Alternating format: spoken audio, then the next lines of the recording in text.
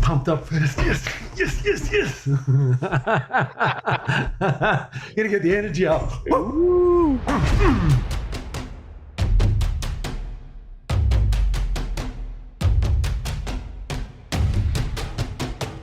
If you're a man that controls his own destiny, a man that is always in the pursuit of being better, you are in the right place. You are responsible.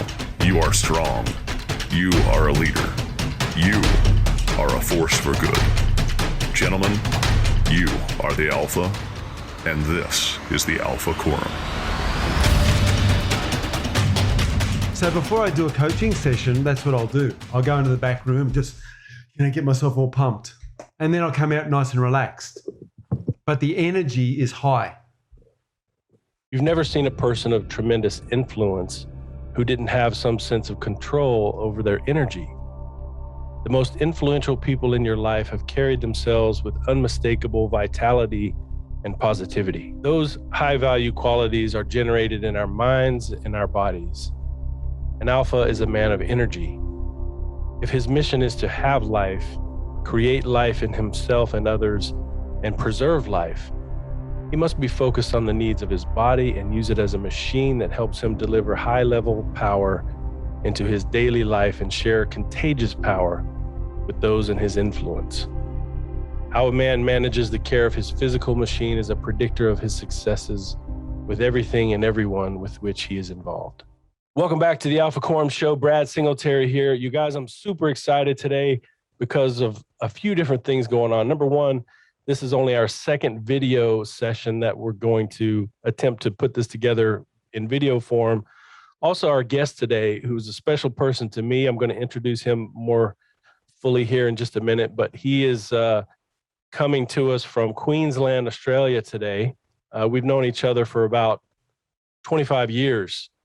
He's an international speaker and a life coach with Access World Seminars. His full-time day job is working as a police sergeant in Brisbane, Queensland, Australia. But he's conducted over 300 seminars and workshops with an international audience on taking control of the unconscious mind, values, relationships, rapport building, influence, neurolinguistic programming techniques, including anchoring, parts integration, strategic visioning, swish pattern, and many more. He helps people deal with anxiety and depression. He's conducted over 1,000 coaching sessions and has a completely booked schedule with his coaching clients. He runs meetups in Australia, as well as Chicago, Philadelphia, and New York. Gentlemen, please welcome to the show, Joshua Roy. Thanks for being here, brother. Hey, nice to be here. I'm really excited about this. So it's been like 25 years since we've had an actual conversation. We've caught up on social media and we've watched each other's and listened to some of each other's material, but this is our first conversation since about 1998. Absolutely. And I've loved watching what the Alpha Quorum's doing. And I've listened to many of your podcasts and I've really enjoyed the quality of the content that you put out. So it's been really good for me. Well, you're becoming a part of that now because you're going to share some serious wisdom with us today. I've watched what you've been doing as well, some of your videos, and I would like to participate more in that. So I'm hoping to get a better introduction to some of that today. But I just wanted to talk about how Joshua and I know each other. So in 1996, I was a missionary for my church and I was sent to Perth, Australia. So Perth is kind of the Southern California of Australia, kind of in the southwest corner. And I was there, I left here, it was February, so I left here, it was snowy and winter, and I went down under into the Southern Hemisphere, and it was summertime there. February is summer. So I get there, and it's probably, scorching hot. So I'm riding around on a bicycle with a white shirt and tie, of course, the name badge, and kind of sticking out like a sore thumb already. Well, my companion here, Joshua, tells me that I need to identify myself as an American so that people, because they drive on the other side of the street there. And so he had me attach this yellow plate onto the front and back of my bike. And it was a yellow plate with a black L. And I said, what is this about? And he said, it means left-hand driver. And just to identify to the Australians that maybe this guy is going to turn in front of you and just be on the lookout, because maybe he doesn't know which way the traffic is coming from. So I did this for a couple of weeks, and everywhere I went, people laughed at me, and I thought this was just part of the persecution of being a Mormon missionary. And I remember we were riding by this school one day, and some of the kids shouted out, "Look, it's a learner." and I said, "What, a learner? What does that mean?" And anyway, the joke finally came out that the L plate means learner. It's a learner's permit. I don't know how you call that. And this is for the 15, 16-year-old driver who's just beginning to learn how to drive. So I had the L plates on my bike, and it was quite a joke. I did this for 2 weeks, and finally they let me off the hook. That was my hazing incident there. Welcome to Australia. Yeah, that was really funny, actually. I enjoyed that immensely. So tell us briefly, man, about a little bit more about your seminars, your coaching. I introduced some of those things that you do there, but what got you into this whole world of coaching people and presenting and teaching? Yeah, well, when you look at what got me into it, I've actually got to go back a few years to when I was a teenager. You see, I attended a seminar with my father and my family called The Mind and You. And it was run by a speaker by the name of Peter McMahon. He traveled to the place where I grew up in Tamworth, Australia. That's about 3 or 4 hours in from Sydney, which is probably the largest city, or at least the largest city in all of Australia. And in this seminar, I discovered a lot about the mind and a lot about how the mind works, that we were born, or that I was born with 12 to 14 billion brain cells. And yet what I tended to do was focus on lack and limitation. The seminar leader explained that it was as if I had $1 million in the bank, and yet I was only going and getting 10 cents out every now and then.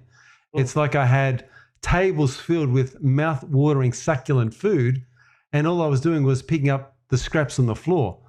So he said, we never really tap our full ability. So he had my attention, and I was listening to him thinking, well, how do I tap into this? How do I find out what my ability is, what my capacity is, and what I could potentially become in my life? And so that's really where it got started, is my attending seminars. Even before that, I used to listen to my father. As I was driving around, he would listen to audio tapes by Zig Ziglar, audio tapes by Charles Tremendous Jones. There was always motivational speakers in my upbringing. But then this one seminar sort of spurred me on a different direction, because I had 2 challenges when I attended the seminar. Well, one big challenge was that I had a stutter.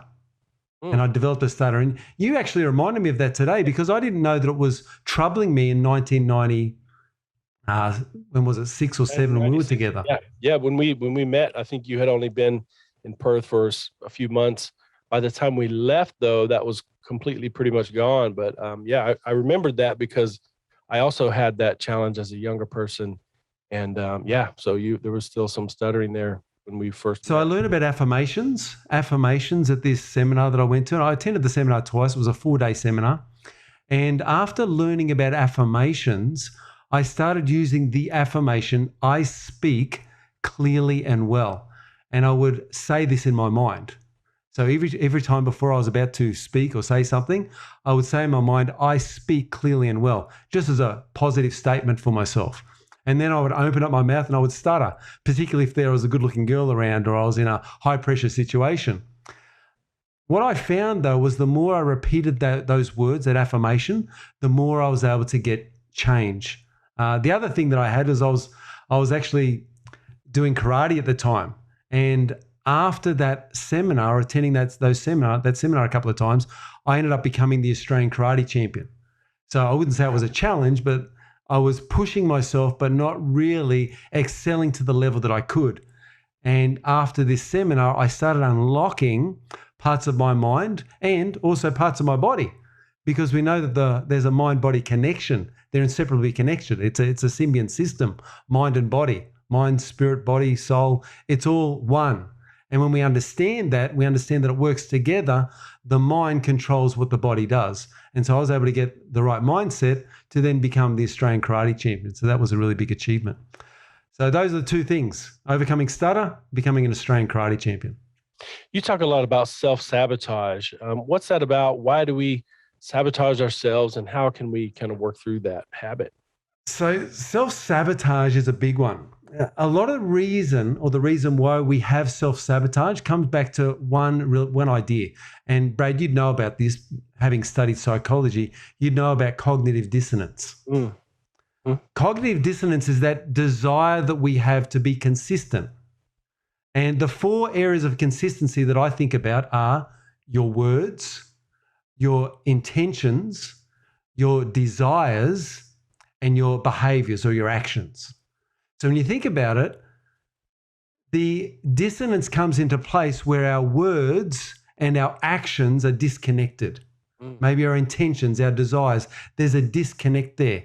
And when there's a disconnect, we need to be consistent. So we work out a way to make that consistency happen. Now, it can work in either one of 2 ways.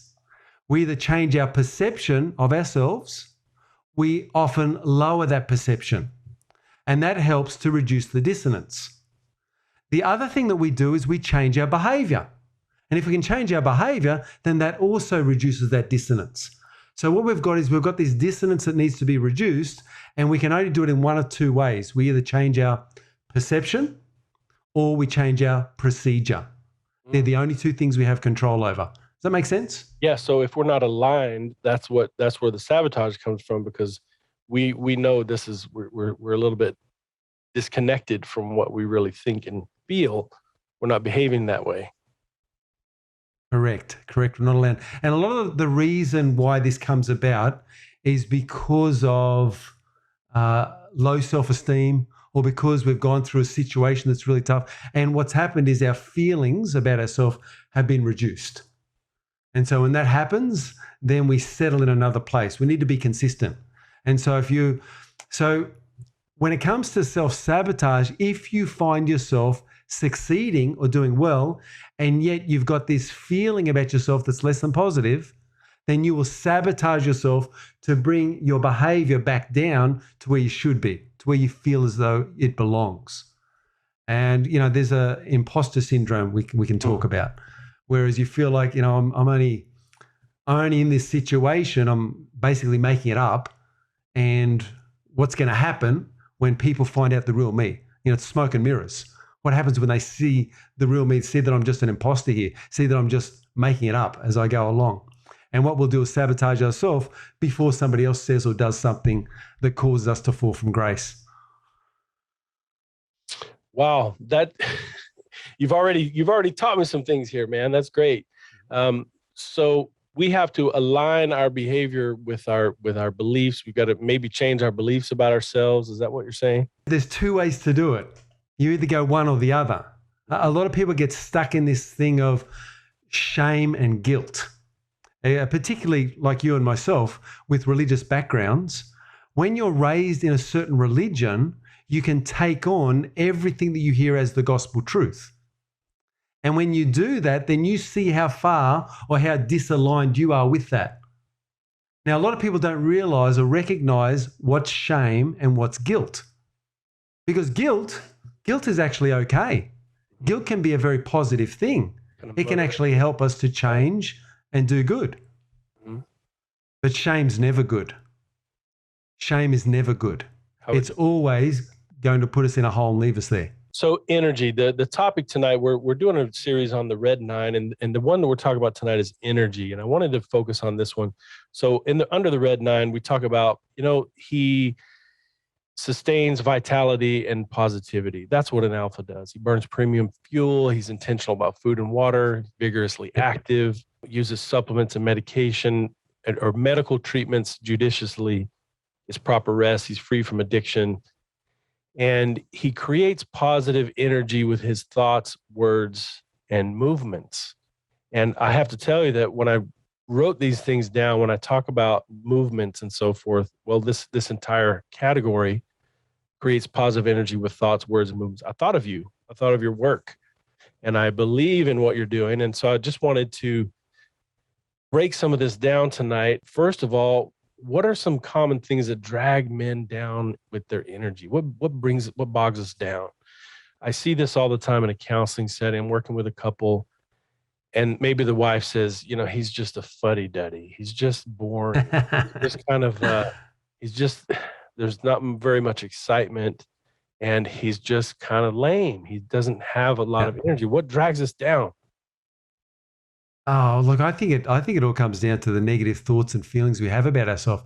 There's two fundamental thoughts that just about everyone on the planet has. In fact, I'd say everybody on the planet has. So every listener here has these two thoughts. It's universal.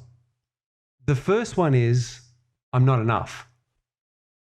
So what we do is we go out there and we work really hard to be enough. And yet it's almost like an unanswerable question. So the question would be, am I enough? And it's unanswerable. You don't have an answer for that because it's something that keeps driving us forward, driving us to make progress, only to feel like there never is any progress. So we're working really hard, and most people, their way of dealing with this is just to add more fuel to the engine. I'll be enough if I get more fuel in the engine. I'll be enough if I can work harder. I'll be enough if let's say you're working 12-hour days. I'll be enough if I can work 14 hours a day. And so it's this desire to try to be enough. So that's the first one. I'm not enough. The second one is, if I'm not enough, I won't be loved. And so these are universal. They really are. And the reason I found out about these was actually from someone who I use a bit of a mentor, particularly when it comes to energy, and that is Tony Robbins. Mm-hmm. I went along to his seminars, and I've been to 6 of his seminars in person.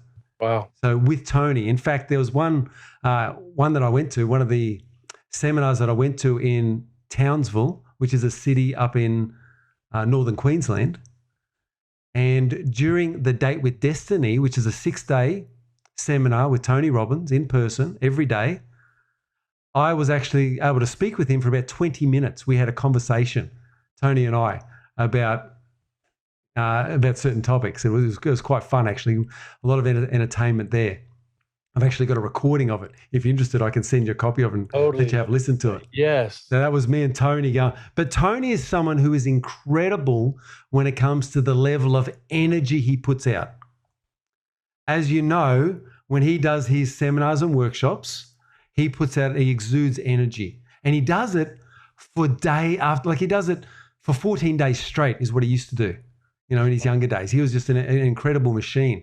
And when I saw the level of energy that he was putting out in 2015, when I attended the first seminar of Tony's that I went to, I came back a changed man after that. I saw an alpha. I saw someone who could put out energy at a greater level than I'd ever seen before. I've never seen anybody wear out their life the way he was wearing out his body. And he was just doing it in the service of others. And he was just wearing himself out. One quote that I love is, "My life is like my shoes to be worn out in service." There was a president called President Kimball that said that. "My life is like my shoes to be worn out in service." And I thought of that when I saw this man just go for it and deliver so much in the way of energy towards the audience. There's a few thousand people there. So the things that brings down, you said, not believing that we're enough. And if I'm not enough, then I won't be loved. And those are universal, meaning that we all have a bit of that same doubt. How are we negatively impacted by that?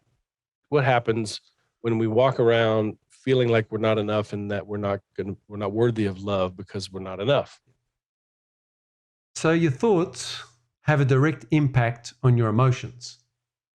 The words you speak have a direct impact upon your emotions, and your emotions have a direct impact upon your physiology. So we've got to realize that if we're thinking and saying things, then our body's going to respond. If I was to ask you, Brad, to describe somebody depressed, how would you describe them? They're kind of moping around. They're looking at the ground. They're, avoiding things. They're not going out to be with their friends or family. They're just kind of discouraged and talking negatively about themselves. And so you've got all that in there. You've got the physiology. You've also got the thoughts and the self-talk. You've got the whole bit. So with the physiology, though, you're looking at shoulders down, usually rounded shoulders. You're looking at they slump. They walk in a posture that's hunched over. In fact, there was a really depressed man who died, and they stretched him out, and nobody had any idea this man was about 6'6", because he walked around and everyone thought he was about 6 foot tall because he was so hunched over the way he was walking around. And that's what depression does. Depression makes us shrink. Depression makes us want to be small and unseen. We try and slink into the background. Whereas someone who's energetic and full of life, the alpha that you're talking about, he's out there. His chest is up. His chin is up. He's looking at an elevated level. His eyes are up. He's feeling good about himself. He's walking on his toes. He's not dragging himself around. So physiology, I want you to know, Brad, plays a huge part when it comes to change, when it comes to, well, how do I get rid of the thoughts and the feelings of negativity? Physiology is the key. I'll tell you a story, actually. There was a young boy who walked into to see a life coach, and this young man was depressed.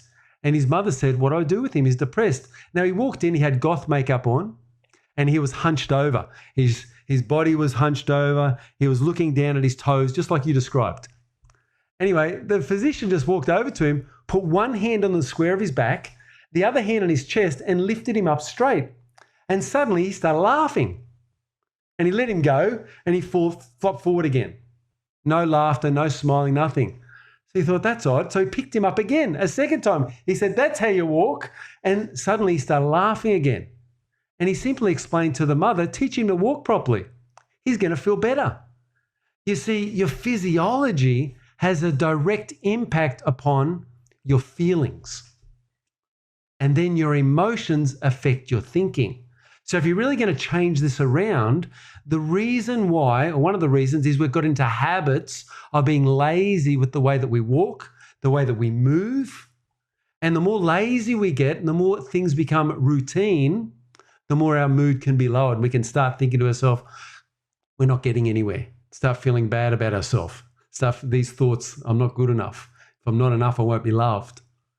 They start cropping up more and more. It seems like some people are just kind of born with this naturally positive temperament. Like, for example, I would say that about you. You've got this extroverted, friendly, funny, smiling all the time. You just seem to have that. Maybe some of that, we're born with that to some degree. We're born with this temperamental energy, extroversion, feeling positive energy. But do you believe that people can produce that or reduce that based on, you're saying that you can change that based on your posture and the manner of speech and those kinds of things? Well, you got to understand the emotion pathway. So what is the emotion pathway? The emotion pathway is, well, it starts with an emotion. So Brad, what sort of emotion would you say you're running today? Are you happy today? What emotion have you got going on? I would say calm, cool. So calm and cool. And that's fine. Now let's say you run that calm and cool, you practice that for about a week. Well, we'd say that would turn into a bit of a mood. You ever hear people talk about, so-and-so's in a mood? Usually we talk about the mood as being a very negative emotion, less than positive one. But when we run an emotion over a period of time, it turns into a mood. Now, what happens if you run that mood for several months? Ugh. Well, it turns into a temperament. Right. So you say, what sort of temperament does this person have? So if you want to change anything, then what you do is you say, well, what mood can I run? What emotion do I want to run more consistently? And so I've actually done this. I've experimented with myself. And what I did was every morning, and you've seen some of my videos, just get excited every morning. Just get really pumped up. So I'd go to the top of my hill and just jump up and down for about 30 seconds to a minute every single morning. And then throughout the day, every hour or so, I'd excuse myself. Here I am at work.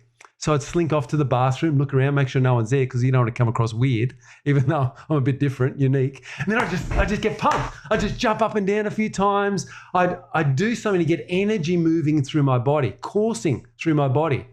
I'd stand up, chest high, look up a little bit, and then I'd walk out and back into my work. And what I found was just running that pattern of emotion, guess what that did to my mood? Elevated it. Yeah. What does that do to your temperament? Elevates it. And let's say you run it for several years. What happens then? Mm. Well, it becomes a disposition. So we've got emotion, mood, temperament. Now we've got disposition.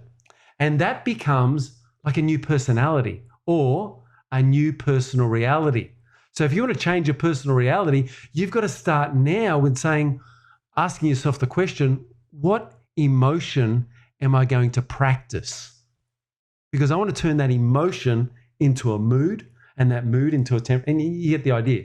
So emotion turns into mood, turns into, what was the next one? Temperament turns into disposition. Disposition. Someone who's just been slumped down for years. You're saying that they could turn that around and they can effectively create a permanent new disposition for themselves just by daily choosing to run. I like how you said that, run a different emotion. And they can do that with their body. You're saying you do that with your body? Yep. You do that. The reason I say you do it with your body is that motion creates emotion. Motion creates. Just do a little experiment for me here. Just while you're here with me. So, Brad, put your hands together like this. Okay. And I want you to put a big smile on your face. And then move your arms out. What we want to do is as fast as you can, out to big like this. So make sure you got nothing near. So not that slow. So we're going to go really fast. Ready? I count to 3 and then we'll do it together. 1, 2, 3, go.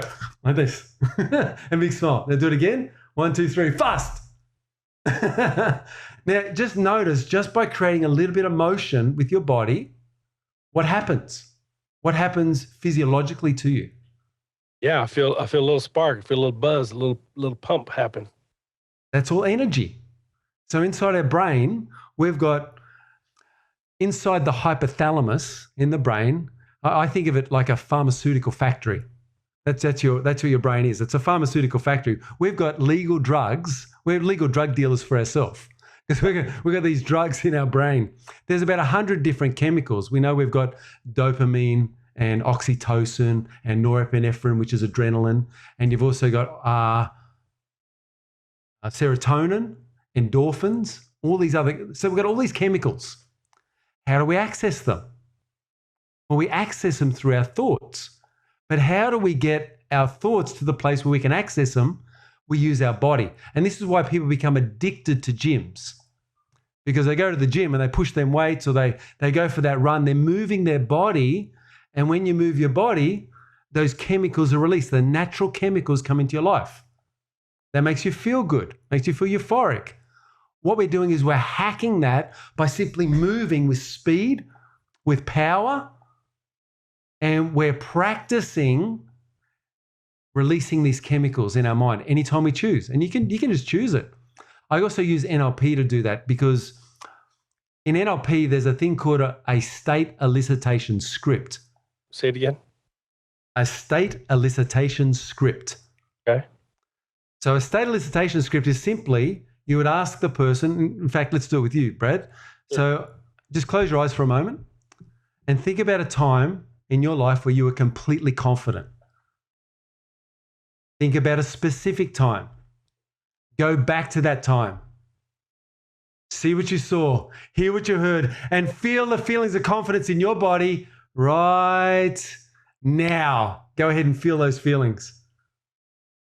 And now that you're feeling that, I want you to double that feeling. I'm going to count down from 3 to 1. As soon as I hit 1, I want you to double that feeling in your body. Ready? 3, 2, wait for it, and 1. Double the feeling.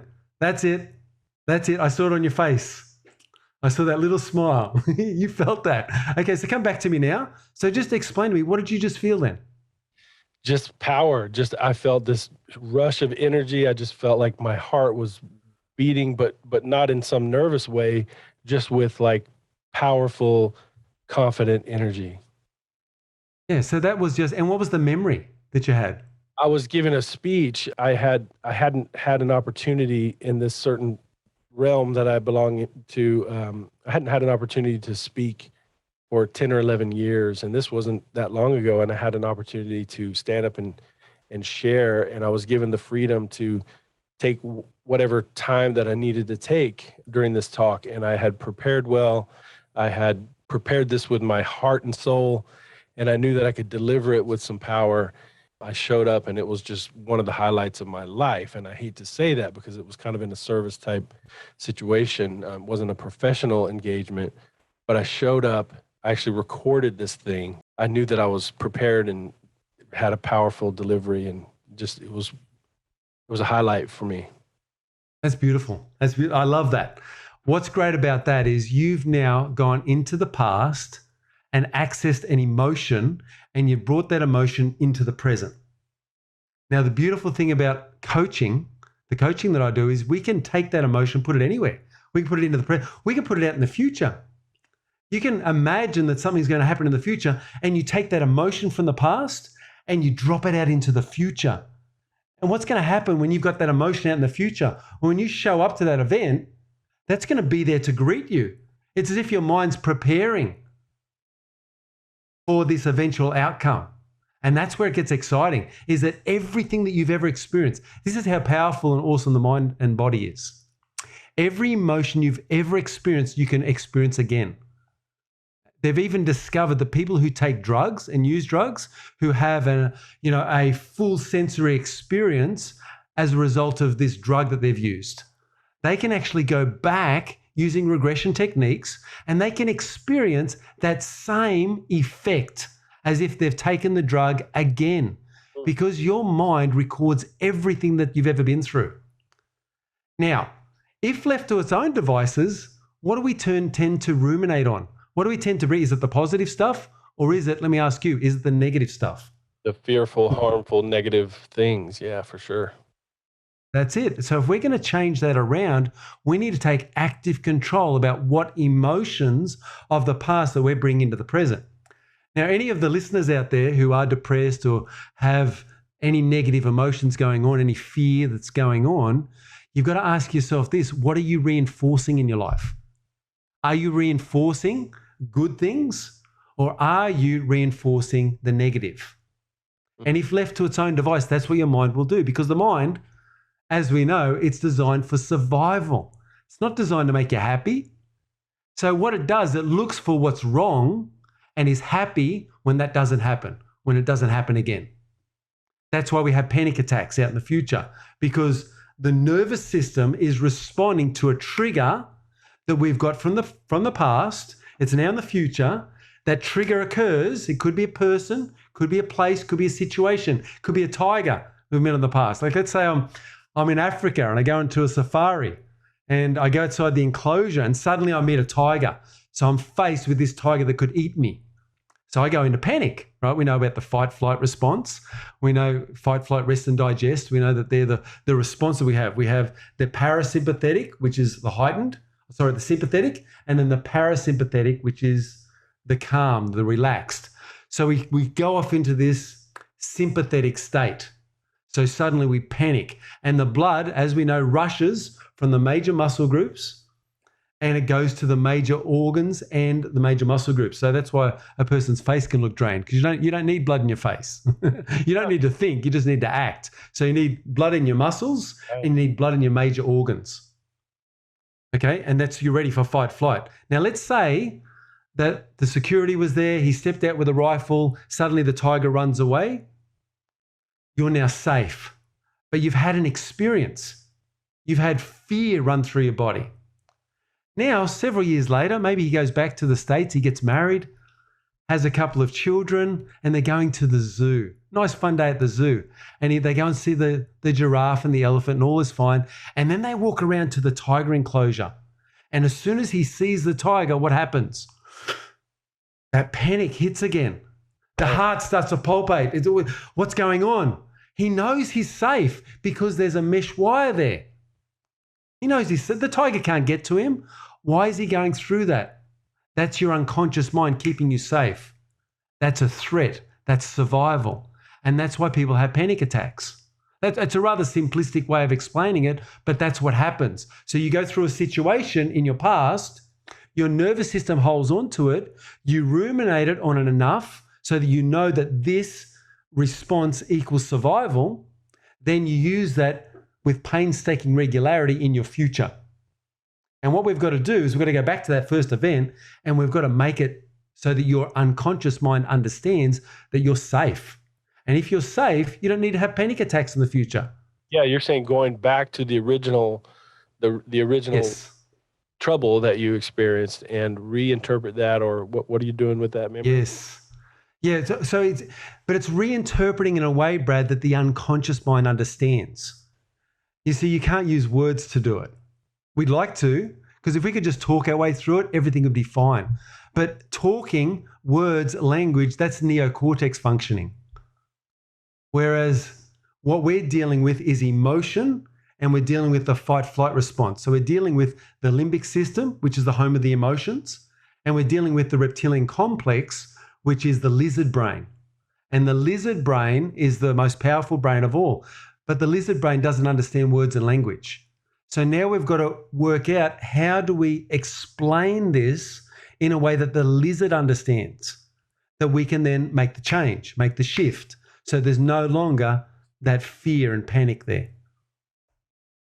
So the lizard brain works in things like colors and movement, colors and movements, and also emotions. Throw a bit of emotion in there as well. Colors and movement. So what we do is we reinterpret it. Actually, I'll show you with a quick example. Sure. Brad, you're starting to get a bit of age about you. We're both in our 40s. What are you trying to say? Well, let me ask you this. Have you got any pain in your body, anywhere in your body? Any pain? Maybe a little bit of a sore back, yeah. So if you say sore back, 0 to 10, how bad would the pain be? 0 is no pain, 10 is absolute pain. I say 2. 2. 2 is not really good enough to work with. You're not going to see a big example, but we'll do it anyway. Because would you like to have 0 pain in your back right now? Yeah. And what we're going to do is we're going to use a process called psychosomatic neuromodulation. Okay. Okay. It's better if I just show you rather than tell you. Okay. Okay. Because that word is for the neocortex, but what I'm going to do is for the other brains. It's for the lizard. And we're going to talk in a language that it understands. All right. So what I want you to do is think about this pain in your back. Take your finger and go ahead and point to it. Just point to wherever it is. All right. And now tell me, if you had to put a color to that, what is the color that represents that pain, first impression? Gray. Gray. Wonderful. What I want you to do, Brad, is imagine using the faculty of your imagination, reach in and grab all that gray energy and pull it out in front of you and hold it like a ball. Just imagine it's like a ball. And let me know when you've got it all, because this stuff sticks. It'll stick to bone, it'll stick to skin, it'll stick to joints. So make sure you get all of that gray energy. So reach around and grab it all and let me know when you've got all. I've got all of it. Are you sure? Yes. Excellent, excellent. So hold it up a bit higher so I can see it. Excellent. So we're just using our imagination here, but we're speaking, remember, we're speaking in a way that the lizard understands. So we've got to communicate differently. So imagine now as you look at that ball, it's spinning in a direction. What direction is it spinning? So now we've got color and movement. Which way is it going? Show me with your hands. Yes. Going that way. Now, because we want to reverse that, we're going to spin it the opposite direction. So grab with both hands and move it the opposite way. And then double the speed, double the spin, double the velocity, double the amplitude, double the motion, double the force, double it now, Brad, so it's going so fast that it begins to take on a life of its own. And it's impossible to go back the way it was. Now, tell me also this, did it change color or stay the same as you're spinning it there? Yeah, it's kind of orange. It's orange. Excellent. Grab that orange ball of energy and shove it back into your back where it came from. Whoosh.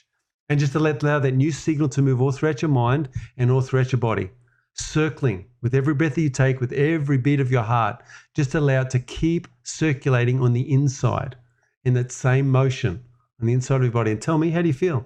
Oh, it's great. It's gone. What did you notice when you did that little exercise? Just relief. Well, I noticed there was this really powerful energy in my hands and arms as I'm moving this thing, and it's like I pulled it back into my back. It was before the pain I was talking about. It was just a kind of a stiff, dull, achy, just kind of old man back. Not really pain, but it's like it woke me up a little bit here. It gave me a little bit of juice. Nice. So energy. So this is energy. What we're doing is, and what we've got to realize is that the lizard brain, that's the home of energy. And if we can communicate in a way the lizard brain can understand, the lizard brain will know when to give us more energy, when to give us that boost, when to push us along. Because let's face it, let's say a depressed person's walking along and suddenly they meet a tiger in the path. What are they going to do? They're going to say, oh, just eat me, I'm too depressed. No, they're going to run and try to survive, whatever it takes. They're going to have more energy than they ever knew they had. And that's why people can, like even with broken legs and broken limbs, they still run. Right. When they're full of adrenaline. It's amazing what people can do, what the body's capable of. Mm-hmm. Okay, and that's the lizard. What we're going to do is access that. I actually do this. I do this sometimes I'm running up the hill. In fact, if you know much about Roger Bannister, who broke the 4-minute mile back in the 1950s in Helsinki, if you remember when he was running that 4-minute mile, actually he went to the Olympics, then he didn't do it there, but after the Olympics, he was able to break that 4-minute record. Doctors and scientists said it couldn't be done. He goes out and does it in a small meet, only 2,000 people. Here's what he said he did. He said that he imagined that there was planes flying overhead shooting missiles at him. And so he wasn't just running for a race, wanting to beat a record. He was running for his life. So what he did with that little hack was he got his mind to believe that his safety was in threat, which means it kicked him into sympathetic functioning. And when you're in sympathetic functioning, you can do more than you can otherwise do. You have more energy at your disposal. So sometimes I'll run up the hill and I'll imagine there's a pack of wolves chasing me. I'll imagine there's a bear. There's a bear after me. And here I am racing up this hill. And I'm not running just to get to the top of the hill. I'm running for my life. And you do that, you click yourself into sympathetic functioning. I've heard of people talk about, even Joe Rogan, I think I heard one time talking about when he's working out in the gym, he's imagining that there are people breaking into his home to, murder his family or whatever. And so he's kind of preparing and he's using all this survival strength, and that's how he pushes himself. Yes. In the gym. That's powerful. So we're using thought, imagination, creative imagery to produce energy. Absolutely. That's powerful. I'm curious about you, personally. How did you, was there a time when you had a lack of energy or when you were down in the dumps or you had, where you were able to use some of this to, recuperate your own energy in life? Yeah, so 2014 would be the time that I would talk about. I went through a divorce in 2004, sorry.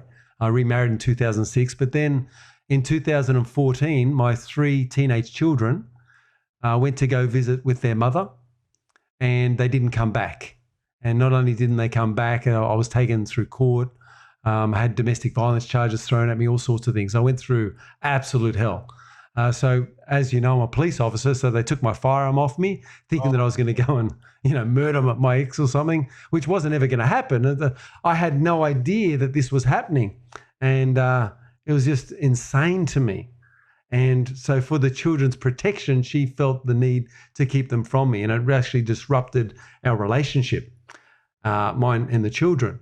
And so I didn't see my daughter. I've started communicating with her now, but it's been a good, 5 years since I had no contact. So yeah, in 2014, I went through something really tough.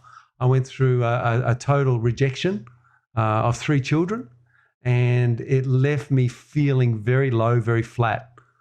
And at that time, I had a decision. Either I sit in that pit and I wallow in my misery, or I dust myself off, pick myself up, and get moving. And I chose the latter. I chose to just start working through this.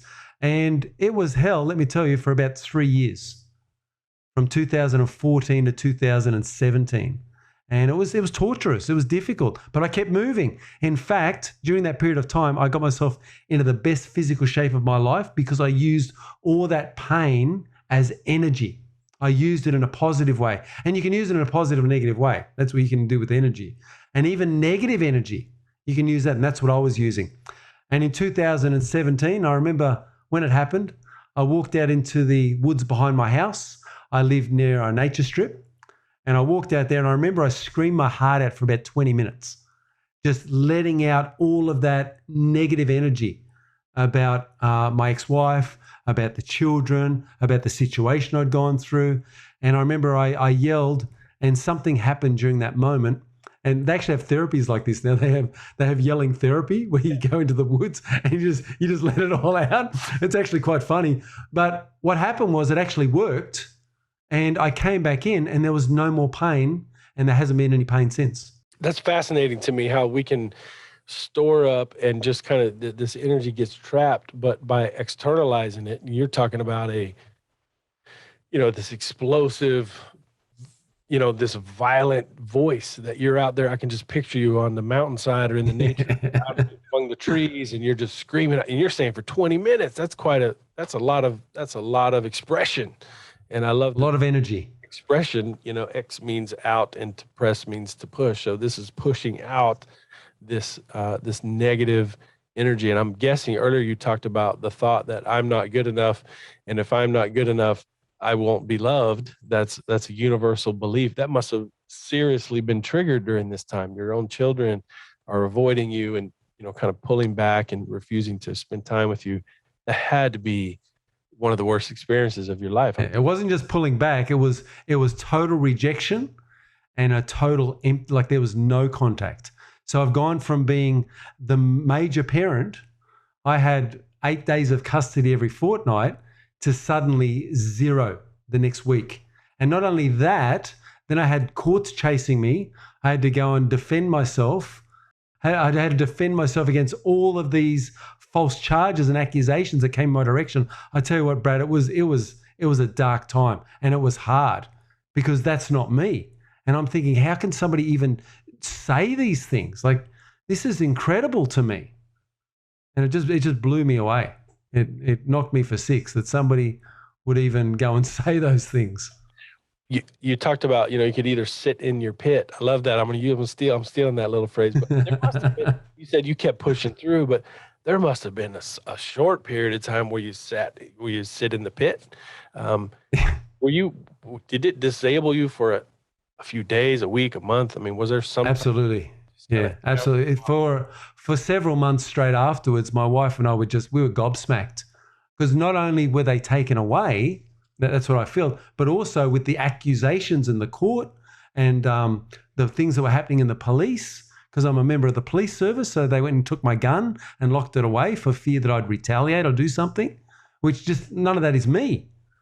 And I just couldn't get over this. And then I also had friends at work starting to doubt me. Like, here's guys that have been working with me for years, and suddenly they're now looking at me differently, treating me differently. And I'm like, hey, I'm the same guy. These are false accusations. But how do you do that? How do you say that?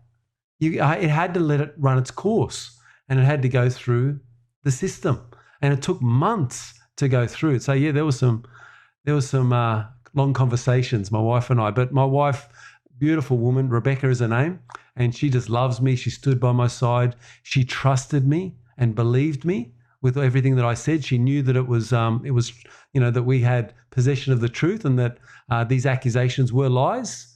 And she stood by me, loved me through it. And the truth. She always said this at the beginning. She said, "Look, the truth will come out in the end," and it did. It came out. In fact, I'll tell you another story.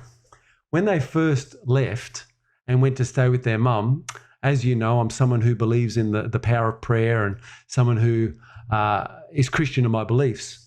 And I believe that God is above all, and that he answers, that he's there. And I got this strong impression that I needed to go visit my ex-wife and go there. This strong impression that I had to go there. And I said it to my wife, and she's like, "You're not going to go there?" She said, that's like walking into the lion's den. You got to be careful. You got to think about this. Anyway, I went to see my superior at work. I was a senior constable at the time, and I went to see the sergeant at work and told her what I was planning. And she said this. She said, "Make sure you take a recording," which I did. So I went to visit, and I put my phone on record. And I walked in there, walked up to the door, and suddenly there was this barrage that came at me. And I just asked a few questions. And then there was more attacks that came towards me. I asked a few more questions.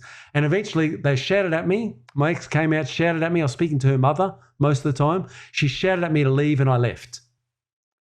It was only about a week or so later that domestic violence order came. Oh. And she said that during that interchange, I had threatened to kill her. I'd threatened her life. And I listened to the recording. There was no threats there. There was nothing there. And so that's the one thing that saved me. So I believe that was divine help. That's what I believe to this day, that I was told to go there and prepare myself by having that recording. And I did. And that kept me from going a different way, that whole court matter going a different way. Because as we know, with domestic violence, it's not beyond reasonable doubt. Like with the criminal law, Right. It's the balance of probability. So is it probable that this could have happened?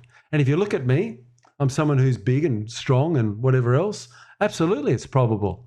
You're a man, you've got masculine energy, and some of the left, you're talking about it being every bit of being an alpha is all toxic. And we know that's not the case. We know that there is, all the stuff that you teach, that it's masculinity is a good thing. It's not bad.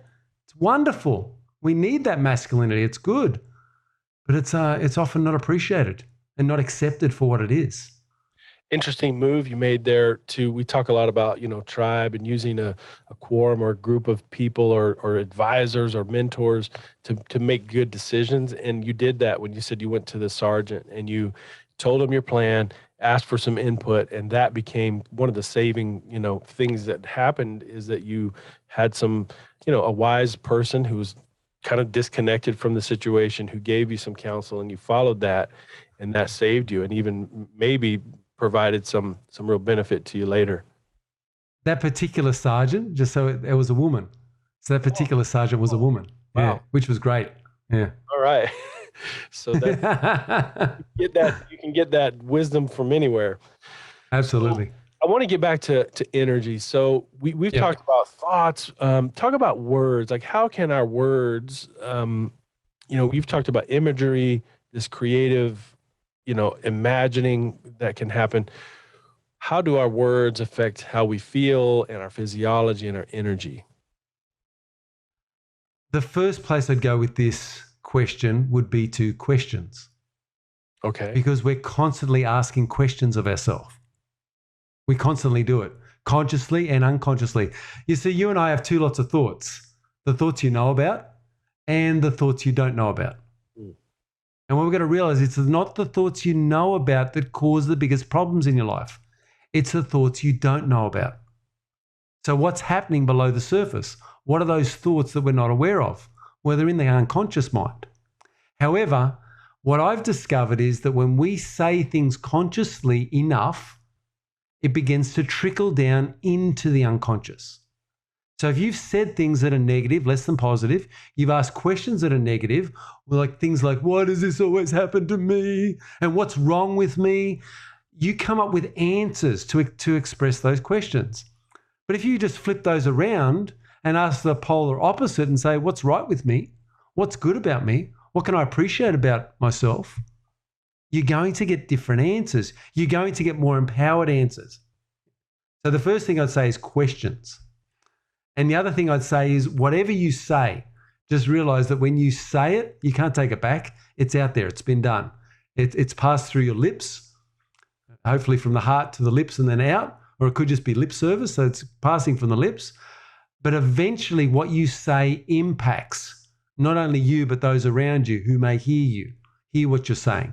And it can have either one of two effects. It can have a positive effect, which will cause a positive spiral up in your life, your socializing, your circle of friends, your partner, your lover, or it can have a negative effect and cause this spiral downwards. And you and I have a choice. What are we going to do with our words?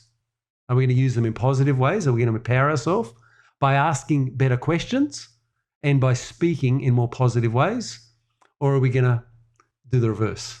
Oh, that's so powerful. People talk about, in the mental health setting and counseling setting, people, I can't get over this depression. I can't get over this feeling. I don't know what to do with my life. I don't know how to fix my marriage. And that itself is probably part of the truth. That's where the truth is coming from, because I'm hopeless. I don't know what to do. I can't fix this. This is not changing. This doesn't go away.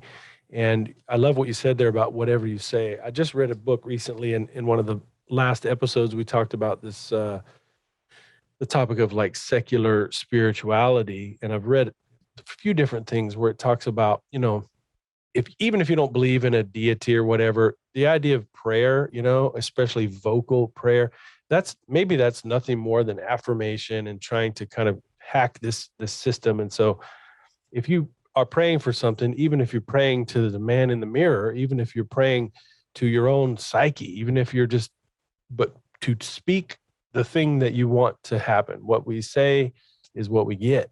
That's what I hear you saying, is there's just this powerful, Yeah. this powerful like energy that's created with our words. Whatever you say, that's what you're likely to find. And if I say, I can't do it, I don't know how, we make excuses. That's one of the little taglines of the Alpha Quorum, no excuses. It's so easy for us to make excuse. And talk more about words and what should we say? How do we talk to ourselves? Because we may not be able to choose our physiology directly. But what I'm hearing you say from before is that we can choose it with our actions and our thoughts. That's how we set the physiology. We can program it. And you can choose words to say. That has an effect, and the consequence of that, it turns into some either positive or negative energy. So thoughts we know, thoughts we don't know. Continue with words, man. I'm digging this. You're teaching me so much right now. Yeah, so let's go back into words again, Okay. because what we've got to realize about words is that any negatives that we say, the unconscious mind doesn't understand them. So if you say, don't mess up, all your unconscious mind hears is mess up. So it doesn't process negatives directly. It's almost as if they don't exist, because the unconscious mind doesn't understand don't or can't or anything else. That's all neocortex language. So when you're saying, I hope I don't break a leg, or I hope I don't mess up, or I hope I don't stuff up, or I hope I'm not nervous, all your unconscious mind hears is nervous, stuff up, break a leg. That's all it is. So we've got to be really, really careful about the language that we use, so that we're programming the unconscious mind in a way that we want it to be programmed. So instead of saying, I want to lose weight, because nobody wants to lose anything. You don't want to lose your keys. You don't want to lose your wallet. You don't want to lose your phone. So why would you want to lose weight? So the unconscious mind might say, well, let's hang on to the weight. Whereas if you say, I want to gain slimness, that's just another little way to say the same thing, really, but in a positive. And so we can actually use that type of language with everything that we do, is we can state things in the positive. When I do goal setting with people, we always state it in the positive. If anybody says, well, I don't want this to happen, we say, well, what would you want to happen? What do you want to see? What do you want to experience? What do you want to be when you grow up, even though they're 65, You talked about earlier when you had the stuttering problem, and you would say this affirmation, I speak clearly and well. I think that's what it was. How long from the time you first uttered that until you felt like you really did speak clearly and well? What was the length of time? I mean, this isn't necessarily overnight, but you're saying you're planting these like unconscious seeds that turn into something at some point. Well, here's the thing, Brad. When you use affirmations, you're doing it the slow process. So affirmations are neocortex language. Now you're only activating one part of the brain. So now you've got to get from neocortex to limbic system. And that can take a long time to create those neural networks. And then you've got to move from the limbic system to the reptilian complex. And then that's when change happens. All true change takes place in the unconscious mind. So affirmations, I don't use them the same way anymore because they're too slow. Affirmations take years. So when you say how long, somewhere between 2 and 6 years. That's too slow, because people can get rid of that same problem in 1 or 2 sessions, 1 or 2 weeks tops, if you know the tools. So what you've got to do is use not an affirmation, an incantation. Oh, great. And I've seen some of your videos on this, so I'm like, yes, we're here. This is something. I really want you to just jump into this. So an incantation is an affirmation with movement. So what you're doing is you're incanting the words and you're using the body. When you use the body, you activate the nervous system. The nervous system is directly connected to the reptilian complex, which is the most powerful brain of all. So think of neocortex as slowest way to change, followed by the limbic system, followed by rapid change, which takes place in the unconscious mind or in the reptilian complex. It's instant change there. So when you use the words with your mouth and the movements of your body, motion creates emotion. So you're moving your body with power, with volition. As you move your body in that way, you're stimulating emotion. You're bringing emotion to the surface. So now we've got the words, neocortex. We've got the language, which is, neocortex. You've got the movement, which is reptilian complex. And you've got emotion being created from that movement, which is limbic system. So now you've actually got the whole brain wiring. We know that when neurons fire together, they wire together.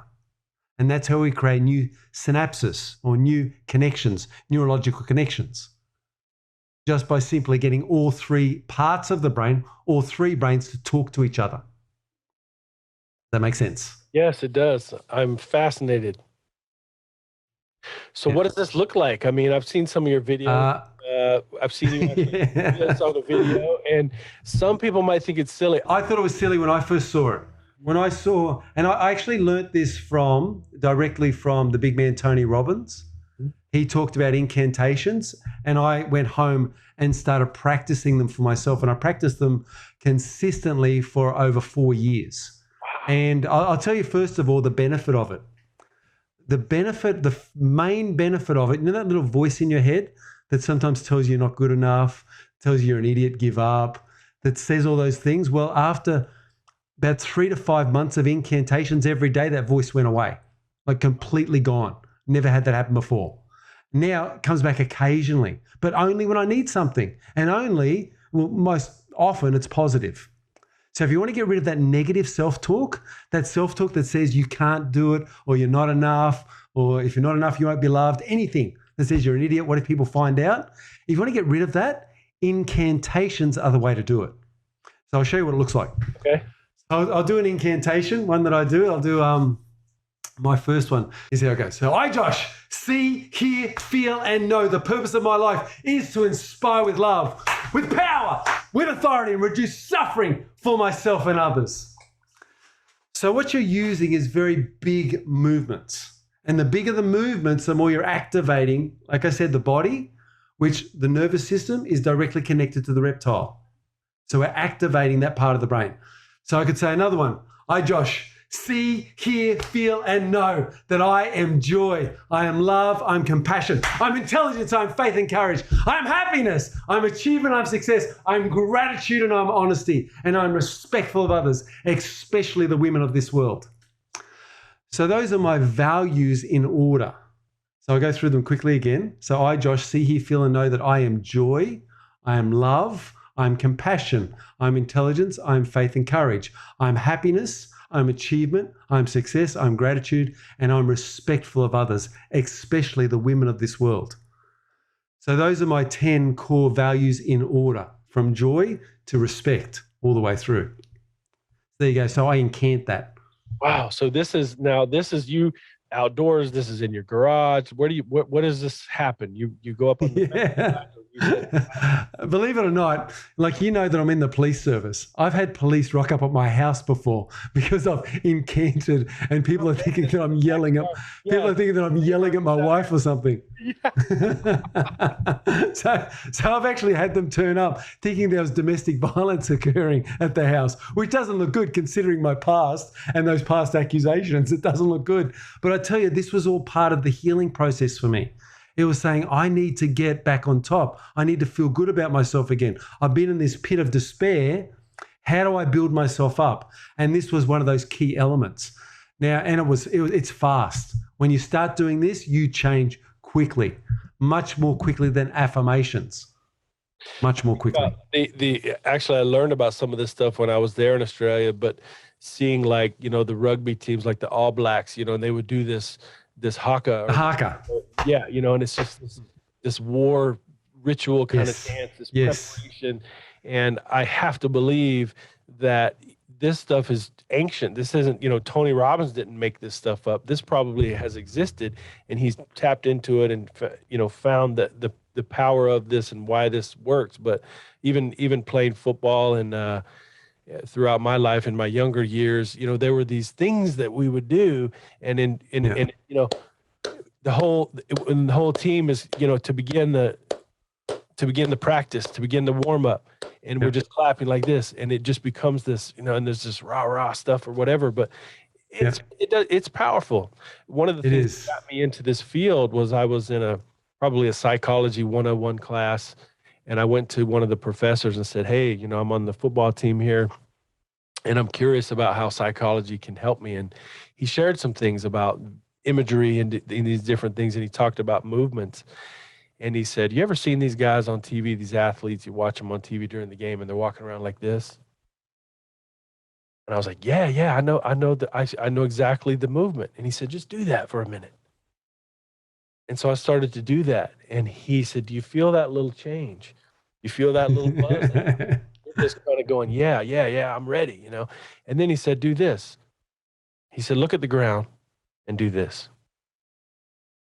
And I thought, oh, bummer. What a sad. It was just just that little thing. And I said, yes, there's something about movement and the body that connects chemically, and it affects our thinking. It affects what we think is happening around us, how we perceive. So incantations, man. So you wrote this. This is like a value statement or something that you have of your own, I don't know, kind of mission statement or something. You listed off these values, right? You wrote that first, maybe, and then you learned to recite this with these explosive movements, and you're out there. I love this stuff, man. When I saw that, it made me laugh. It made me smile. So much positivity. Yeah, there's probably some freak out there who's lost his mind. Yeah. It's weird stuff. Well, but it's weird stuff. But everything's weird, and at the ground, to close the curtains and to avoid the family dinner and to be depressed and sad. That's weird too. But we can choose the level of energy that we have, and so we're all going to be weird. We're all going to be a little weird. Yeah. Want to be weird positive or weird negative, and so that's exactly right. That's what I've been trying to get this figured out and schedule this with you for years now, so I'm so happy to hear it. So you wrote a little, I don't know what you call that, your vision. So that's my values list. Okay. So call that my values list. Now, my values each have rules attached to them as well. And did you know that you can manipulate the rules and you can make your life better just by changing your rules? Okay, what do you mean? For example, what's one of your values? Just give me one of your values. I would say honesty. Okay, honesty. So honesty is a value. So what has to happen for you to feel that feeling of honesty? What has to happen?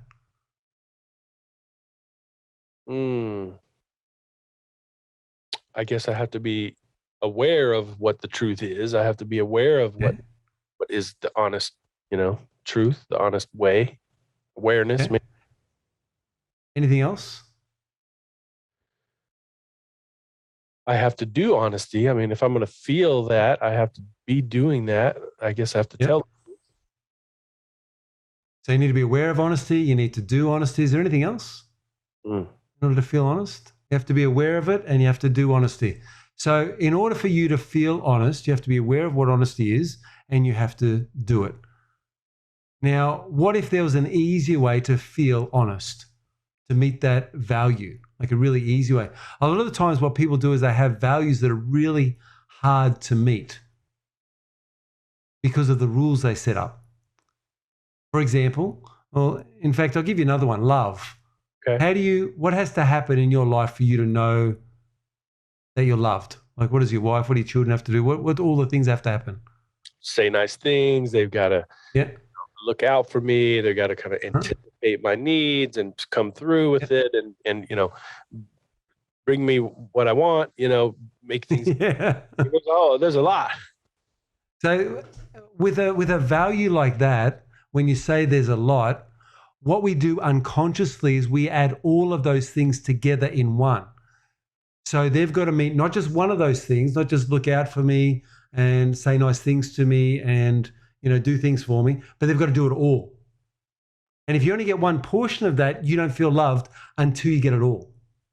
That's the way our unconscious mind works. It doesn't separate them. It puts it all in one. So you've got one emotion or one value, which is love, and it heaps all the rules together. That's what we do unconsciously. Whereas the way I've done love is I've separated them. So what I do is if my wife smiles at me, I feel love. If my children say a nice thing to me, I feel love. If this happens, so what I do is I've set it up so that it's really easy for me to feel love, to feel loved. And it's hard for me to feel bad. So I go and have a look at my away from values, rejection, a few other ones that I put there, and I make them really hard to meet. Whereas the way your unconscious mind works is it makes your good values really hard to meet and your negative values really easy to meet. And that's why so many people are negative. So what we can do is we can actually do coaching sessions where we can turn that around. We've got to discover what your values are, what your rules are, and how hard you're making your life for yourself. Setting up these impossible things that it's just too difficult, and you never feel that. Yeah. Well, I'm just not loved, or I'm just not capable of having this thing. And you're saying it's your own fault. You may be able to. I'm saying, it's not your fault. It is your responsibility. It's not your fault. You can do better once you know better. So anyone out there thinking, oh, it's my fault, I'm doing it. No, it's not your fault. You just don't have the education. Get the education, work out how your values and rules work, and then make the changes. Wow, this is so awesome. I love what you're teaching me here, man. I've got advanced education in psychology and mental health, and I feel like yours has far surpassed mine, what you understand about behavior. And, thanks, man. I think I've just been trained in a model that's about illness. I've been trained in illness. It sounds like you've been trained in wellness. Unbelievable stuff. Like honestly, Brad, I've worked with, I'll tell you one story. I worked with a guy who was a quadriplegic. So this guy could move his left arm just a little bit. And the doctors were baffled. Like, how can you move your arm? He had T3 and T4 problems there. He shouldn't have been able to move anything below his neck. So it just baffled them. How can you even move your arm? Anyway, I did some work with him, and I went and said, let's see if we can get you to move your arm a bit more. Because he could move a little bit of motion. I said, let's see what we can do. Let's do something good. So I said, let's just get excited. I said, what excites you? And he says, football. He was spear tackled in football. That ended his career and put him in a wheelchair. He also said that his son plays football and he loved watching his son's football matches. So I said, go back there. So I used that state elicitation script. I said, think about how exciting it would be if your son scored a try. I said, go back to that time, see what you saw, hear what you heard. And I got him so excited. I was jumping around the room. Like, if you ever seen somebody in a football match or in a soccer game who's just scored the try, and maybe it's the winning try, and they go and do those big fist pumps in the air, that's what I was doing, back and forward in the room. Like, I was doing these massive fist pumps. He's getting excited, like just lying there in the bed. And his head was bobbing around, and he starts gurgling. And I'm thinking to myself, oh no, I'm going to kill the poor fella. He really hasn't been this excited for a long time. So he's gurgling, right? His head's bouncing around. And then I stopped. And I said, how do you feel? Are you okay? He says, oh yeah, it's hard to swallow. I said, okay, as long as you're all right, let's do it again. So we got him to think about something else exciting. And I'm jumping around, I'm doing these fist pumps in the room. His head's bobbing up and down. He starts gurgling again, but he came through okay. At the end of it, I said, raise your arm up. He lifted his arm up above his head. Like he doubled the amount of motion there. And I said, have you ever lifted your arm that high before? He looked like this. And then when he saw it, he was just shocked. His eyes went big. He doubled his amount of movement in his arm. It was about a 5-minute exercise of getting excited. That's what energy can do. Energy has the power to heal. Energy can change your whole life. It's incredible, but that's not the end of the story. That's just the first visit. I go back and visit this guy a second time. And he's lying in bed and his arm's still moving. He's got all this motion. He can use a phone. He has got no feeling though. And I said, let's move your other arm. So he did another technique. Nothing was working. I'm scratching my head thinking, what's going on? Why isn't this working? And then I had a flash of inspiration. And whether you believe in God, the universe, your higher self, I just had this thought pop into my mind. And it said, ask him where the belief is. I said, where is the belief that you can't walk again? He said, it's in my left toe. I asked him where the belief was, and he said, it's in my left big toe. So I said, okay, let's move your toe. So Brad, I used the same technique I just used with you before. I said, imagine there's a color in your toe. What color is that energy or that belief that you can't move it? He said, it's red. I said, now imagine that you can drag that energy out. Now he couldn't use his hands, so he used his eyes. He was using his eyes very expressively to pull the energy out of his toe. And I could see it. And then I said, now, is it still the same color or did it change color? It was still the same. I said, it's spinning in a direction. Which way is it spinning? He showed me with his eyes. I said, spin it the other way, faster, double the speed, double the spin, double the intensity, double the velocity, double the motion, double it so it's going so fast. I then said, now shove it back in your toe and notice what happens in your body. He goes like this. He does this intense stare at his toe. And he says, look, look, look. I'm looking at his face. I look at his toe. I start grabbing the blanket and I'm pulling it off and his toe was exposed and his toe was wiggling back and forward like this. We counted 7 wiggles. He just kept wiggling with his toe. And I looked at him. He was so excited. It was so exciting for him.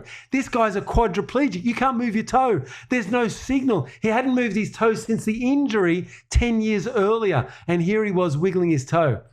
And I'm thinking to myself, this is amazing. And then his parents, who are deeply religious, told me never to come back again because they didn't like whatever witchcraft I was using. And so I couldn't work with him further. So that was a bit disappointing. Wow. Witchcraft. You're healing the man who can't walk. And yeah, exactly right. I was just going, this is amazing. Like it's so fascinating. But I was working with, there's hundreds of people, bad backs, knee pains, pain in the neck, cancer, all sorts of things. And I just go and get rid of all the pain in their body. And it just blows my mind and it just keeps working. And so I just keep using it. So people have got pain. I say, right, let's get it. Let's get the energy. Let's spin it. And the pain's gone. It just, Brad, I don't know what, for some time I was looking at my hands just going, who am I? Am I, am I Buddha? Am I, Jesus Christ reincarnated? What is going on here? Because we hear about all these amazing healers in history. And I'm starting to understand that it's energy. Energy is the healing. And we've just got to speak in a way that the unconscious mind can understand. You were born with 70 to 100 trillion cells in your body. And each one of those cells undergoes up to 100,000 chemical processes every second. Every second. I mean, that number, 100,000 chemical processes in every one of the 70 to 100 trillion cells in your body. How could you possibly keep track of that consciously? Most of us can't remember 5 to 7 items when we go to the grocery shop. How are we going to take care of all of that? That's what your unconscious mind can do. That's how powerful you are. And we don't even realize, we're not even scratching the surface to how much raw power is in the reptile, the most powerful brain of all. So you work with people on what types of issues do people come to you with? You're working with clients, you have these individual coaching things, you've done some seminars and stuff. What is the typical situation where someone comes in, or not typical, but maybe the range? What is the range of who needs this kind of thing? Yeah. So I work with single mums quite a lot, which is quite interesting. I work with men quite a lot. And oftentimes I'm working with people concerning relationships. Because think about it. However good it is to have good health, however good it is to have good finances, however good it is to have a connection with God or the universe or your higher self, if you're doing it alone, you're not living. You're not really living to the full extent of living. When you've got someone to share it with and you've got a high functioning relationship, then you're going to have so much juice, so much drive, so much happiness in life. That's really, to me, the key thing. And so one thing that I do help people with is relationships. I'm a relationship coach. So a lot of times it's single mums that are looking to overcome some past hurt and get back into this position where they're able to attract the right type of person into their life. And I work with men who want emotional mastery to be able to work out, well, why do I react in certain ways? Why do I say things? Why can't I control this sex drive that I've got? What's wrong with me? And I'm here to tell you that there's nothing wrong with you. Men have 10 times the testosterone running through their body as the average woman. Right. That's what you are. So that's what you're dealing with. You have testosterone in your body. You've got to somehow deal with that. And it's okay to be a man. It is okay to want sex more than your lover wants sex. That's okay. There's nothing wrong with that. That doesn't mean you're abnormal. There's something wrong with you. You're completely normal for that. What I help people do is to channel that energy and to get energy working for them and to work out how to have a high functioning relationship by not only looking after their own needs, but focusing attention on the needs of your lover.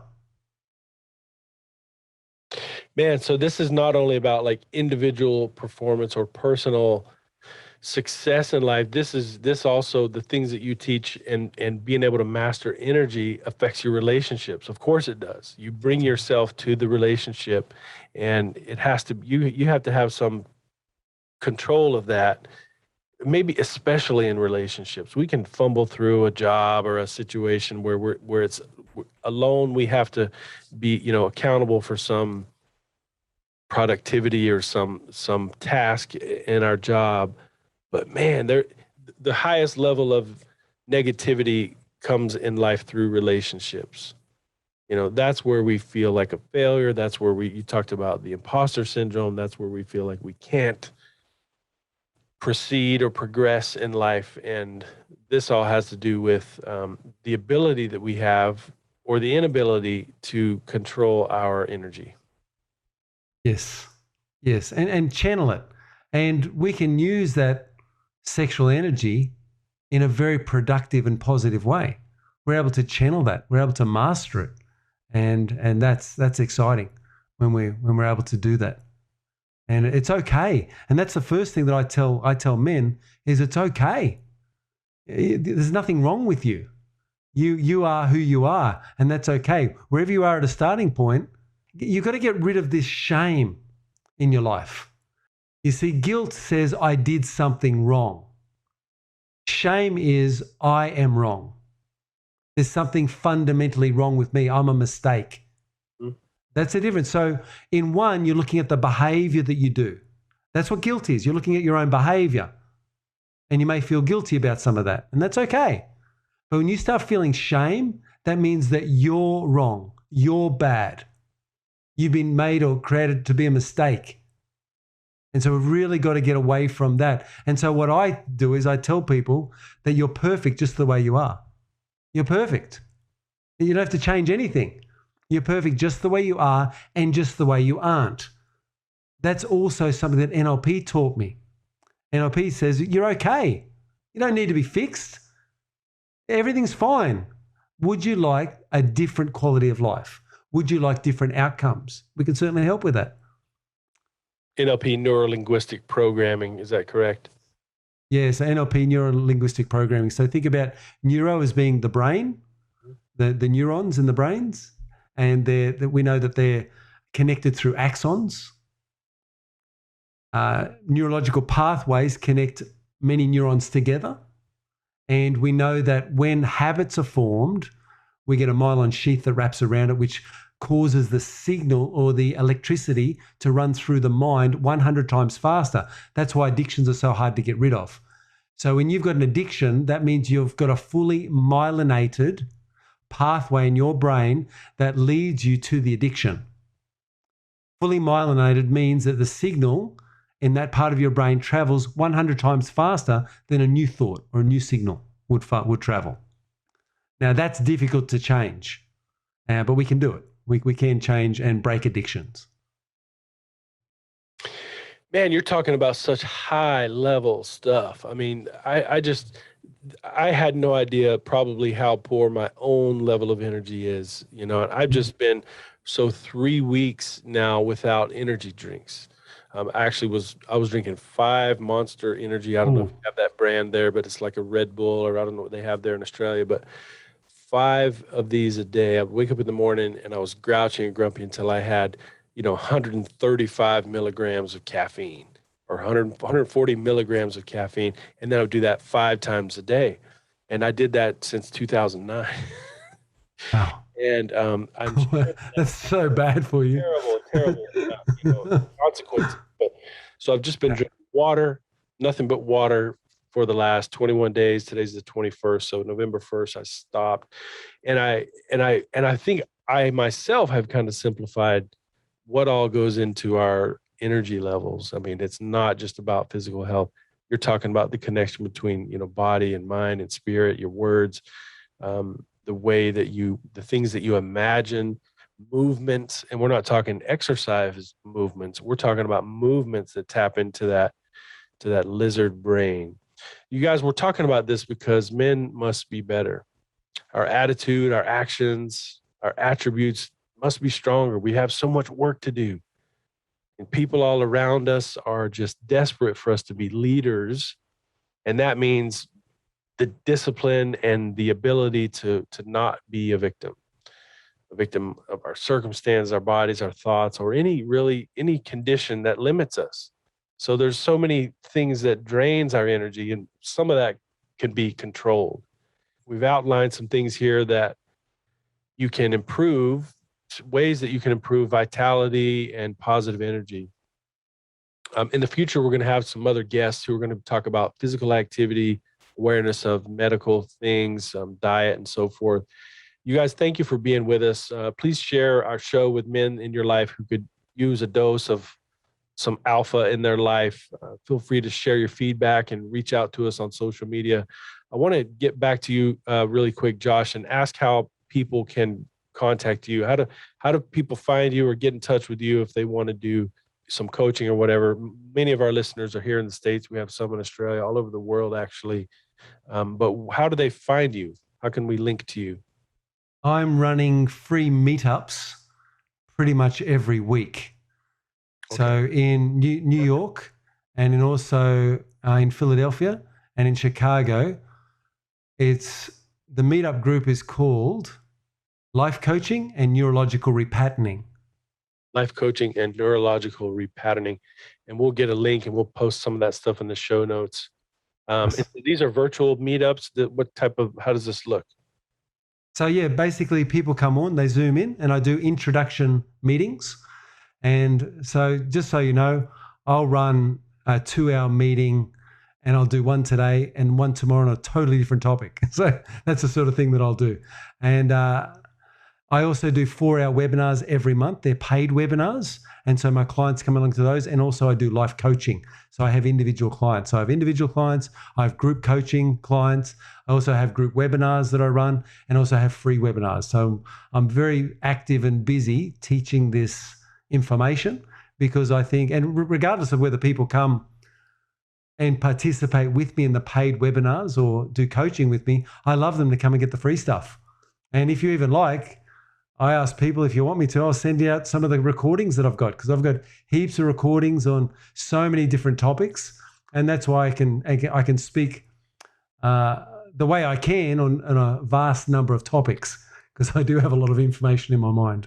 And that today was we were just skimming the surface because there's so much more. I have a feeling that I'm going to be talking to you again, maybe just personally to kind of get some thoughts on, just some direction that I may take, but also on this show and as a part of getting you connected with other men. I really appreciate, it's been 25 years since we've talked in person.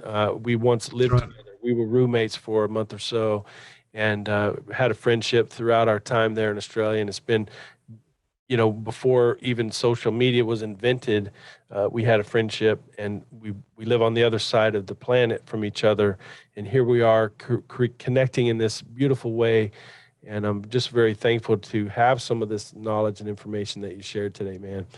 Appreciate you being with us again. Until next time, you guys, no excuses. Alpha up.